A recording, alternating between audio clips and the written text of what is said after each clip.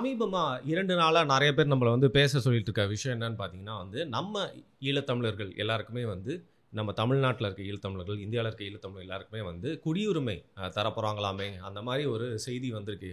அதை குறித்து பேசுங்க. இன்னும் இத பத்தி யாருமே விளக்கி பேசல அப்படின்னு சொல்லியிருந்தாங்க.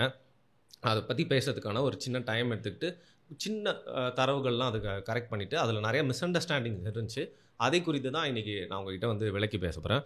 ஃபர்ஸ்ட் ஆஃப் ஆல் நம்ம இப்ப பார்க்குற செய்திகள் வரைக்கும், நம்ம இப்ப பார்க்குற தரவுகள் வரைக்கும் பார்த்தீங்கன்னா, நம்ப ஈழத்தமிழ்கள் அவங்க எல்லாருக்குமே குடியுரிமை அப்படிங்கிறத தரப்போறாங்க அப்படிங்கிறது சரியான செய்தி இல்லை. இது மக்கள்கிட்ட தவறா பரப்பப்படுது.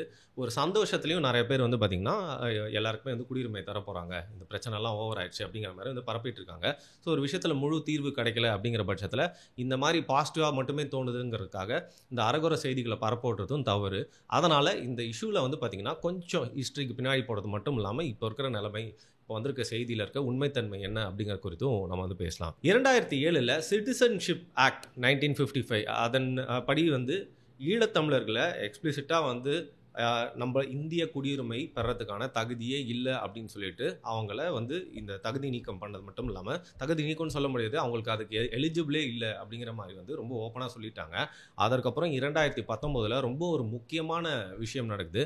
இந்த சிட்டிசன்ஷிப் அமெண்ட்மென்ட் ஆக்ட் அதில கண்ட்ரில நெறைய பேர் பார்த்தீங்கன்னா, ஃபார் இட், எகெயின்ஸ்ட் இட் அப்படிங்கிற மாதிரி மத்திய அரசுக்கு எதிராவும், ஆதரவாவும் நெறைய கருத்துக்கள சொல்லிட்டு இருந்தாங்க. அதில குறிப்பா ஆப்கானிஸ்தான், பங்களாதேஷ், பாகிஸ்தானோட பார்டர் இந்த மாதிரி சில கண்ட்ரீஸ் வரக்கூடிய நான் முஸ்லிம்ஸ், நீங்க முஸ்லிமா இல்ல அப்படின்னா உங்களுக்கு நம்ம சிட்டிசன்ஷிப் கொடுக்கலாம். அதுலயும் நீங்க ஹிந்துவா இருந்தாலும் ஈழத்தமிழரா இருந்தா உங்களுக்கு சிட்டிசன்ஷிப் இல்ல அப்படின்னு சொல்லிட்டு, நம்ம ஈழத்தமிழர்கள் குடியுரிமை வாங்காதபடி கரெக்டா பிளான் பண்ணி அவங்கள மட்டும் என்ன காரணம்னே தெரியல. ஏன்னா இந்துக்கள் இவங்கள பொறுத்த வரைக்கும் பார்த்தீங்கன்னா, ஈழத்தமிழர்களாலும் இந்துக்கள் தான். இன்னைக்கு அங்க போயிட்டு நீங்க இந்து கோயில்கள்லாம் வளரணும் அப்படின்னு சொல்லிட்டு இந்திய அரசாங்கம் மூலியமா நெறைய கோயில்லாம் கூட கட்டி குடுக்குறீங்க.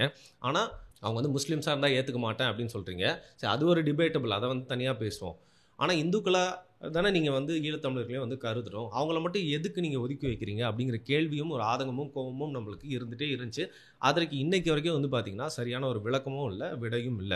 அப்படி இருக்கிற பட்சத்துல, ஜனவரி 2024ல பார்த்தீங்கன்னா, மதுரை பெஞ்ச்ல ஒரு குறிப்பிடத்தக்க தீர்ப்பு வருது. அதுல என்னன்னா, 30 வருஷமா ஒருத்தர் வெயிட்டிங்லயே இருந்திருக்காரு. ஒரு ஈழத்தமிழர். அவருக்கு சிட்டிசன்ஷிப் குடுக்கணும் அப்படிங்கிறதுக்கான ஒரு லீகல் பேட்டில், அந்த போராட்டத்துல பார்த்தீங்கன்னா, 30 வருஷமா வெயிட்டிங்ல இருந்தவருக்கு, அன்னைக்கு மதுரை பெஞ்ச்ல என்ன பண்றாங்க, அவருக்கு குடியுரிமை குடுக்குறாங்க. அவர் இந்திய பிரஜை அப்படிங்கிற மாரி ஏத்துக்கிறாங்க.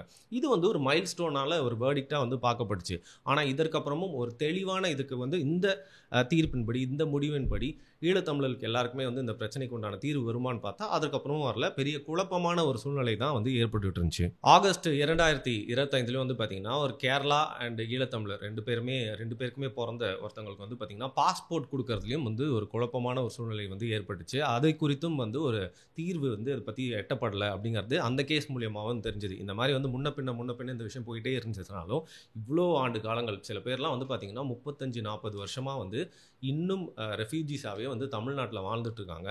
இன்னும் பல பேர் கேம்புக்குள்ளேயே பார்த்தீங்கன்னா, அங்கேயாவது கொஞ்சம் ஃப்ரீயா செத்துருக்கலாம். ஆனா இங்க இப்படி அவதிப்பட்டுட்டு இருக்கோமே அப்படிங்கிற மாரி பல கஷ்டங்கள அனுபவிச்சுட்டு தான் பார்த்தீங்கன்னா, ரெஃப்யூஜி கேம்ப்ல வாழ்ந்துட்டு இருக்காங்க. இந்த சூழ்நிலையில தான் கடந்த செப்டம்பர் 2, 2025ல ஒரு விஷயம் வெளில வருது. அந்த செய்தி என்னங்கிறது பார்த்தீங்கன்னா, அரசாங்கம் ஒரு முக்கியமான முடிவு எடுத்திருக்காங்க. அதாவது 2015 இதற்கு முன்னாடி இந்தியாவுக்கு யாரெல்லாம் பார்த்தீங்கன்னா தஞ்சம் தேடி வந்தாங்களோ, ஈழத்தமிழர்கள் எல்லாருமே, அவங்களுக்கு எல்லாருக்குமே சிட்டிசன்ஷிப் அப்படிங்கிறது குடுக்கப்பட போறதில்ல. ஆனா, அவங்க எல்லாரையுமே ப்ராசிக்யூஷன், அவங்களுக்கு எதிரா எந்த ஒரு நடவடிக்கை அப்படிங்கிறது அவங்க இல்லீகல் இமிகிரண்ட் அப்படிங்கிற மாரி இன்னைக்கு பார்க்க மாட்டோம். சட்ட நடவடிக்கை அப்படிங்கிற மாரி அவங்க மேல பாயாது. அதனால 2015க்கு முன்னாடி யாரெல்லாம் வந்தாங்களோ, அவங்களுக்கு மட்டும் தான் இது செல்லும். அது என்ன காரணம்னு தெரியல. ஏன்னா அதற்கப்புறம் வந்தவங்களுக்குலாம் இது செல்லாது அப்படின்னா எல்லாரையுமே ஈழத்தமிழர் தான் நீங்க பார்த்தீங்க அப்படின்னா, எல்லாருமே இங்க தஞ்சம்புக்கு தான் வந்திருக்காங்க அப்படின்னா, ஏன் 2015க்கு முன்னாடி வந்தவங்களுக்கு மட்டும் அப்படிங்கிற ஒரு குழப்பமான கேள்வியும் நிலவுது. இத தான் பார்த்தீங்கன்னா, பல பேர் செய்திகளா பரப்பி, இங்க இருக்கிற ஈழத்தமிழர்கள், அதாவது 2015க்கு முன்னாடி வந்த ஈழத்தமிழர் எல்லாருக்குமே இந்தியன் சிட்டிசன்ஷிப் குடுக்க போறாங்க. அதாவது குடியுரிமை கிடைக்க போகுது அப்படிங்கிற ஒரு தவறான தகவல பரப்பிட்டு இருந்தாங்க. இதுதான் இதுல நான் விளக்கி சொல்லணும்னு நினைச்சது. ஸோ அவங்க எல்லாருக்குமே பார்த்தீங்கன்னா, இங்க வாழ்வாங்க. அவங்களுக்கு எதிரா சட்டம் பாயாது. அவங்களுக்கு சில பெனிஃபிட்ஸ் கிடைக்குமே தாண்டி, அவங்களுக்குன்னு இப்போ உதாரணத்துக்கு ப்ராப்பர்ட்டி வாங்குறது, இல்ல ஓட்டுரிமை இதெல்லாமே வந்து பார்த்தீங்கன்னா வந்து கேள்விக்குறி தான். இது வந்து கிடைக்கிறதுக்கான வாய்ப்பு இல்லை அப்படிங்கிறது தான் வந்து இந்த ஒரு அறிவிப்பு மூலியமா நம்மளுக்கு வந்து தெரியுது. இதில என்ன ஒரு கொடுமையான விஷயம் அப்படின்னு பார்த்தீங்கன்னா, இந்த ஈழத்தமிழர்கள் வந்து பல இடங்களுக்கு இந்த போர் ஆரம்பிச்ச காலகட்டத்திலேருந்து, சண்டை ஆரம்பிச்ச காலகட்டத்திலேருந்து, இன அழிப்புக்கெல்லாம் முன்னாடியே வந்து பார்த்தீங்கன்னா வந்து பல இடங்களுக்கு வந்து புலம்பெயர்ந்து போக ஆரம்பிச்சுட்டாங்க. 360 டிகிரீஸ்க்கு.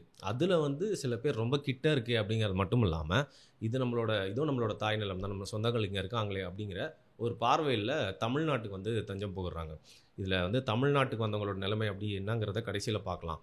ஆனா, மோஸ்ட்டா இவங்க எங்கெங்கலாம் வந்து போனாங்களோ, இது ஆஸ்திரேலியாவா இருக்கட்டும், ஸ்டார்ட்டிங்கில போனவங்க, அப்புறம் வந்து யுகேவா இருக்கட்டும், ஃப்ரான்ஸ், இல்ல நார்வே போன்ற கண்ட்ரீஸு, சில பேர் கேனடா, இந்த மாரி வந்து போன எல்லாருமே வந்து தமிழ்நாட்ல வந்து தஞ்சம் புகுந்தவங்களோட வந்து அவங்களோட வாழ்க்கை தரம் இன்னைக்கு என்னன்னு பார்த்தீங்கன்னா, அவங்க ஈழத்தில இருக்க சொந்தங்களுக்கு வந்து திருப்பியும் காசு அனுப்பி, அவங்க சம்பாரிக்கிறது மட்டும் இல்லாம, திருப்பியும் இருக்க உறவுகள் நல்லா வாழணுன்ற லெவல்ல காசுலாம் அனுப்புற அளவுக்கு இன்னைக்கு இருக்காங்க. அங்கேயும் போயிட்டு கஷ்டப்பட்டு சம்பாரிச்சு தான் அந்த நிலைமைக்கு வந்து வந்திருக்காங்க. உடனே வந்து அந்த கண்ட்ரிக்கு போயிட்டாங்க அப்படிங்கிறதுனாலயே வந்து அவங்களோட வாழ்க்கை வந்து மேம்பட்டுருச்சு அப்படின்னு சொல்ல முடியாது. அந்த நாடு அவங்கள ஏத்துக்கிட்டாலும், அங்க சட்ட விதிமுறைப்படி கொஞ்ச நாள் அவங்க எல்லாருக்குமே வந்து பார்த்தீங்கன்னா, வேற ஒரு ரூல்ஸ் குடுத்து, அதற்கப்புறம் அவங்களோட சிட்டிசன்ஷிப்ப குடுத்து ஏத்துக்கிட்டு, தொழில் தொடங்கறதுக்கான வாய்ப்புகளும் சில கண்ட்ரீஸ்ல ஏற்படுத்தி குடுத்து, அதுல எந்தெந்த தொழில்லாம் வந்து அவங்களுக்கு பணம் வருதோ, இப்போ உதாரணத்துக்கு வந்து பார்த்தீங்கன்னா, லண்டன்ல இருக்க ஈழத்தமிழர்கள் எல்லாருமே பண்ணக்கூடிய தொழில் அப்படிங்கிறது மோஸ்ட் ஆஃப் த பீப்பிள் வந்து பார்த்தீங்கன்னா ஒரு பிஸ்னஸில் தான் வந்து இருப்பாங்க. அந்த மாதிரி ஒவ்வொரு கண்ட்ரீஸ்லையும் அவங்களுக்கு எது செட் ஆகுதோ அதில் உள்ளே போய் இன்னைக்கு அவங்களுக்குன்னு ஒரு இடத்த வந்து பிடிச்சிருக்காங்க. அது எந்த அளவுக்கு போயிருக்காங்க அப்படின்னு பார்த்தீங்கன்னா, அவங்க வாழ்வாதாரத்தை மட்டும் பார்த்துக்கிறது மட்டும் இல்லாமல் சொந்தக்காரங்களுக்கு காசு அனுப்புறது மட்டும் இல்லாமல் உலக தமிழர்களுக்கு ஏதாவது ஒரு விஷயம் பண்ணணும். குறிப்பாக வந்து தமிழ்நாட்டில் ஒரு அரசியல் மாற்றம் வந்து நிகழணும். தமிழ் தேசிய அரசியல் அப்படிங்கிறது தமிழ்நாட்டில் வந்து காலூன்றினா தான் பின்னாளில் வந்து பார்த்தீங்கன்னா, அவங்களுடைய கனவும் வந்து சாத்தியமாகும். நம்ம எல்லாரோட கனவும் சாத்தியமாகும் அப்படிங்கிற ஒரு நம்பிக்கையில் வந்து பார்த்தீங்கன்னா, அதுக்கும் காசு அனுப்புகிற அளவுக்கு கலாச்சார பண்பாடு ஆக்டிவிட்டீஸ்லாம் அந்த கல்ச்சுரல் ஆக்டிவிட்டீஸ்லாம் நடக்கிறப்போ, அந்த ஃபங்க்ஷன்ஸையும் நடத்துகிற அளவுக்கு வந்து பார்த்தீங்கன்னா, அவங்க முனைப்போட தங்களுடைய வாழ்க்கையை காப்பாற்றிக்கிறது மட்டும் இல்லாமல், தமிழ் இனத்துக்கும் தமிழுக்கும் தொண்டு செய்யணுன்ற அளவுக்கு வந்திருக்காங்க. ஆனா, பக்கத்திலேயே இருக்கிற நாடு, தமிழ்நாடு அப்படின்னு நம்பி வந்த இலங்கை தமிழர்கள், ஈழத்தமிழர்கள் எல்லாருமே இன்னைக்கு வரைக்கும் வந்து அவங்க கொத்தடிமைகள் மாரி அந்த கேம்ப்ஸ்குள்ளேயே வந்து அடைச்சு வச்சிருக்காங்க. நெறைய பேர் வந்து இந்த கேம்ப்ஸ் எல்லாம் வந்து பார்த்துருப்பீங்களா அப்படின்னு தெரியல. அந்த கேம்பை வந்து நம்ம கடந்து போனோம் அப்படின்னாலே தெரியும். அங்க வாழக்கூடிய சூழ்நிலை வந்து ரொம்ப கஷ்டமா இருக்கும். இன்னைக்கும் வந்து ஈழத்தில சில இடங்கள்ல வந்து மக்கள்லாம் வந்து ஒரு கேம்ப்ல தான் வந்து அடைச்சு வைக்கப்பட்டிருக்காங்க. மத்தவங்களுக்கெல்லாம் திருப்பியும் வந்து பார்த்தீங்கன்னா, ரீஜுவனேஷன் பண்ணி வீடுகள்லாம் வந்து கட்டிட்டு, அவங்க எங்கெங்கெல்லாம் இருந்தாங்களோ அங்கேயே போயிட்டு வந்து இருக்கிறதுக்கான வாழ்க்கை வந்து ஆரம்பிச்சிருச்சு. ஆனா இன்னியும் நெறைய பேர் வந்து பார்த்தீங்கன்னா, அந்த கேம்ப்ஸ்ல வந்து இருக்காங்க. அதற்கு கொஞ்சமும் வந்து சலிக்காம நம்மளுடைய நாட்டிலே தமிழ்நாட்டிலேயே வந்து பார்த்தீங்கன்னா, அவங்க கேம்ப்ஸ்ல வந்து இருக்காங்க. எஜுகேஷன் அப்படிங்கிறது வந்து அவங்களுக்கு வந்து ஒரு வகையில குடுக்கப்படுது. Skill developments youth welfare programs மூலியமா வந்து பல பேருக்கு சில நன்மைகள்லாம் போய் சேர்ந்தாலும், வாழ்க்கை அப்படிங்கிறது ஏதோ ஒரு பட்டியில போட்டு அடைச்சு வச்ச மாரி, அந்த ஒரு கட்டத்துக்குள்ளேயே தான் வந்து வாழ்ந்துட்டு இருக்காங்க. ஸோ கனவுகளோட வந்திருப்பாங்க. மற்ற நாடுகளில் இருக்கவங்கலாம் வந்து எப்படி எப்படியோ இருக்காங்க. ஒழுங்கா வந்து நம்ம ஈழத்திலே இருந்து செத்துருக்கலாம். இல்ல வேற ஏதாவது நாட்டுக்கு போயிருக்கலாம். தமிழ்நாட்டுக்கு வந்துட்டோமே அப்படின்னு யோசிக்கிற அளவுக்கு இந்த நிலைமை இருக்கே அப்படின்னு நினச்சா தான் ரொம்ப கஷ்டமா இருக்கு.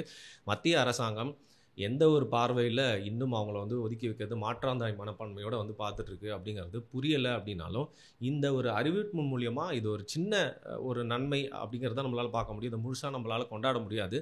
தொடர்ந்து இதுக்கான போராட்டம் அப்படிங்கிறத சட்ட ரீதியா மட்டும் இல்லாம, கருத்து ரீதியா, அரசியல் ரீதியா வந்து தமிழ்நாட்டில இருக்க தமிழர்கள் வந்து மத்திய அரசாங்கத்துக்கிட்ட வந்து எல்லா வகையிலும் வந்து போராடி பெற வேண்டிய ஒரு அவசியத்தில் தான் இருக்கும்.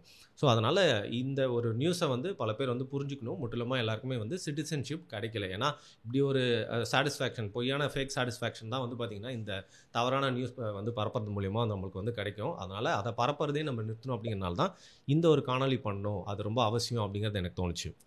முதல்ல எத்தனை ஈழத்தமிழர்கள் தஞ்சம் தேடி வந்தவங்க தமிழ்நாட்டில் வந்து இருக்காங்க அப்படிங்கிற ஸ்டாட்ஸை பார்க்கலாம். இதில் வந்து பார்த்தீங்கன்னா ஆல்மோஸ்ட் 90,000 ஒரு லட்சம் கிட்ட வரைக்கும் வந்து தமிழ்நாட்டில் இருக்கிறதுக்கான வாய்ப்பு இருக்குன்னு சொல்கிறாங்க. அது ரெஜிஸ்டர்டாக இன்னைக்கு வரைக்கும் அதில் வந்து 58,000 பேர் வந்து கேம்புக்குள்ளே இருக்கிறதாவும், ஒரு 33,000 40,000 பேர் வரைக்கும் கேம்புக்கு வெளில இருக்கிறது. அதாவது வந்து போலீஸ் ரெஜிஸ்ட்ரேஷனோட கண்காணிப்பில் அவங்க வந்து பார்த்தீங்கன்னா எங்கே இருக்காங்க அப்படிங்கிறத மானிட்டர் பண்ணி இத்தனை பேர் வந்து பார்த்தீங்கன்னா தமிழ்நாட்டில் இருக்காங்க. ஸோ 58,000 பேர் வந்து கேம்புக்குள்ளேயே நான் சொன்ன அந்த ஒரு நிலைமை இருக்குது இல்லையா, எப்படி இருக்கும் அந்த சூழ்நிலை அப்படிங்கிறது, அதை வந்து எதிர்கொண்டு தான் தங்களோட வாழ்க்கையை வந்து ஒவ்வொரு நாளும் நடத்திட்டு இருக்காங்க.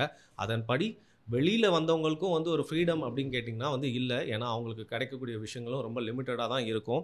ஒரு சிட்டிசனுக்கு கிடைக்கிறது அப்படிங்கிறதுக்கும் இவங்களுக்கு கிடைக்கிறது அப்படிங்கிறதுக்கும் நிறைய வித்தியாசம் இருக்குது. ஸோ வாழ்க்கை நம்மள மாதிரியே ரொம்ப ஈஸியாக அவங்களுக்கு இருக்கிறது இல்லை அப்படிங்கிற சொல்கிறதுக்காக தான் நான் இங்கே இதை வந்து பதிவு பண்ணேன். ஸோ ஒரு மனுஷனுக்கு வந்து அவனுக்கு எல்லாமே இருந்தாலும் நீ இந்த இடத்த விட்டு போகக்கூடாதுப்பா, ஆனால் அவனுக்கு எல்லாமே இந்த இடத்துல கிடைக்கும்னு சொன்னாலே நம்மள ஏதோ வந்து கட்டி போட்ட மாதிரி சிறையில் இருக்க மாதிரி தான் ஃபீல் ஆகும். பட் இங்கே ரெஃப்யூஜி கேம்ப்ஸில் இருக்கவங்க எல்லாருமே வந்து பார்த்திங்கன்னா எங்கேயுமே வந்து வெளில போக முடியாது. வெளில போனாலும் அதை ஒரு ட்ராவல் பண்ணுறதை பற்றி யோசிச்சே பார்க்க முடியாது. அப்படி அது ஒரு முக்கியமான ஏதோ ஒரு காரணத்துக்காக அவங்க ட்ராவல் பண்ணி வந்து தமிழ்நாடு முழுக்க போகணும் அப்படின்னா கூட அதுக்கு ஸ்பெஷல் பெர்மிஷன், பல கண்காணிப்பில் தான் வந்து போக முடியும். இது வந்து ஒரு பெரிய ப்ராக்டிக்கல் டிஃபிகல்ட்டி. அதை தாண்டி வந்து பார்த்திங்கன்னா இன்றைக்கி தான் நம்ம சொந்தக்காரங்களாம் வந்து மற்ற நாடுகள்லாம் இருக்காங்களே, அங்கே போயிட்டு செட்டில் ஆகிடலாம், அவங்களாம் வந்து கூப்பிட்டுக்கிட்டாலும் நம்ம போயிடலாம் அப்படிங்கிற ஒரு சிச்சுவேஷன் இருக்கான்னு கேட்டால் அப்படியும் இல்லை. ஒரு கூண்டு கிளி மாதிரி வந்து மாட்டிகிட்டு இருக்கிறது.